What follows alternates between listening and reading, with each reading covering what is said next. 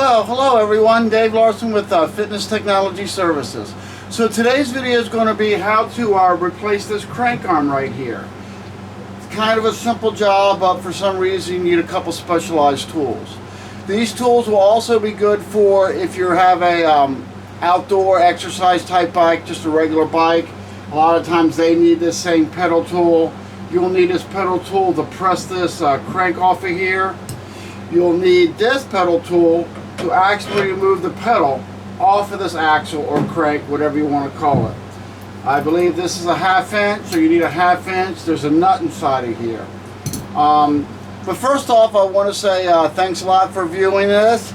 I appreciate everybody's support. Don't forget to give me a little bit of a subscribe, help me out a little bit there.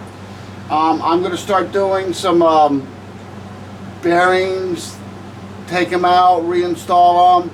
I got a lot of that stuff going on my new Fitness Parts Pro Facebook ad. I'm going to be running some one-of-a-kind stuff I'm trying to get rid of, stuff I have too much of.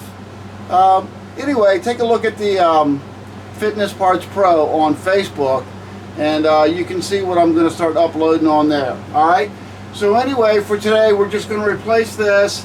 We're going to talk a little bit about what happens here when you strip this out. That's kind of really what's happening. Is this metal is softer than the axle, so it just has a tendency to wear out over a couple of years, sometimes unfortunately a little sooner than that.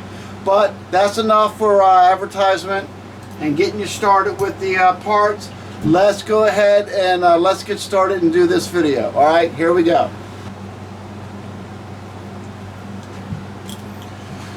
Alright, so here we go. So the first thing, of course, is the easiest thing. I'm just going to remove this little cap right here.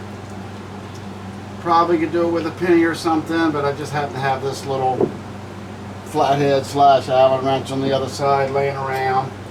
So once we have that done, we're going to take our 1/2 inch socket and remove this bolt right here. Turn the socket the other way. Okay. That wasn't too bad.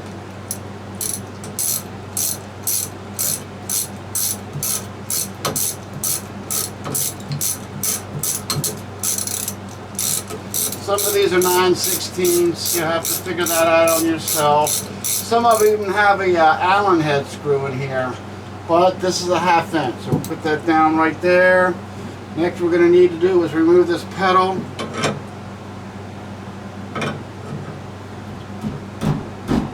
That don't feel right. That feels better. All right. So we're just going to remove this here.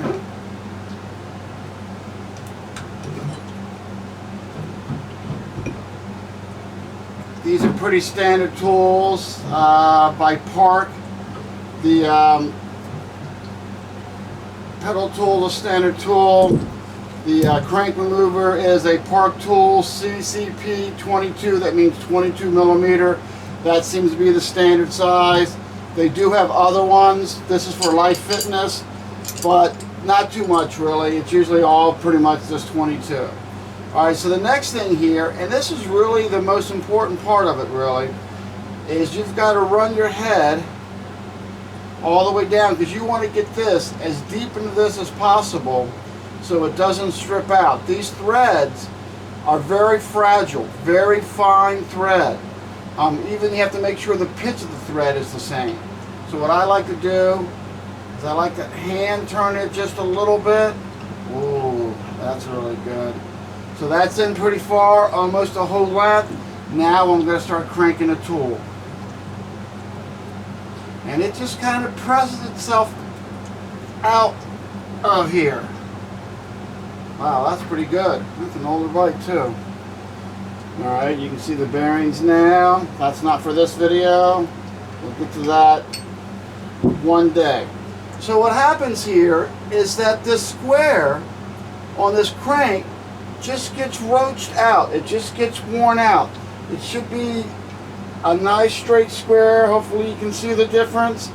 And it's even smaller so that it kind of tapers in a little bit and forces itself on the axle.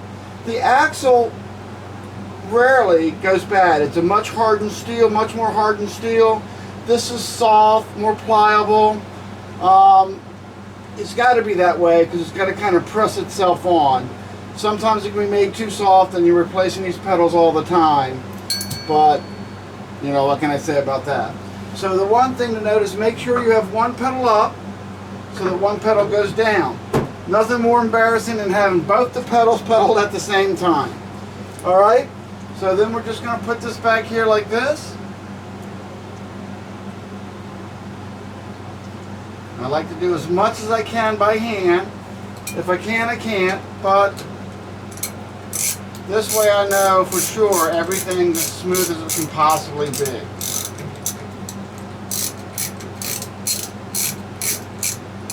Now this is old Cat Eye game bike.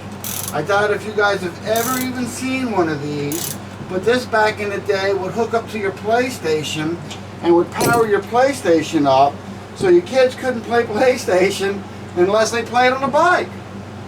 So you got exercise and fun at the same time. It was a pretty cool concept. Of course now you got all kinds of fancier graphics, but the graphics really on those newer machines don't make you work for it. You have some instructor yelling at you, but this one actually powers the PlayStation up. I don't know if I can find an old PlayStation and do a video for you guys on that. That would be pretty cool, wouldn't it? Alright. So that's nice and tight. That's nice and tight. I guess I'm going to put the cap back on. Alright, cap's back on. So again, this is just kind of roached out here. It just happens to pedal. Once again, this is just softer metal.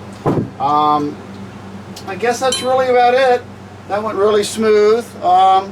So that's all I really have for you today. Alright, so thanks again for viewing this video. I'm going to start taking this here bike apart and get you guys a good look at the inside of it. It's pretty interesting. It has a generator in it, so it self-powers the console. And I don't know if you can see this, but you will in my next video. And then the actual PlayStation controller is mounted on it also. Alright? Anyway, thanks again for viewing. Look forward to seeing you guys in the future. Thank you.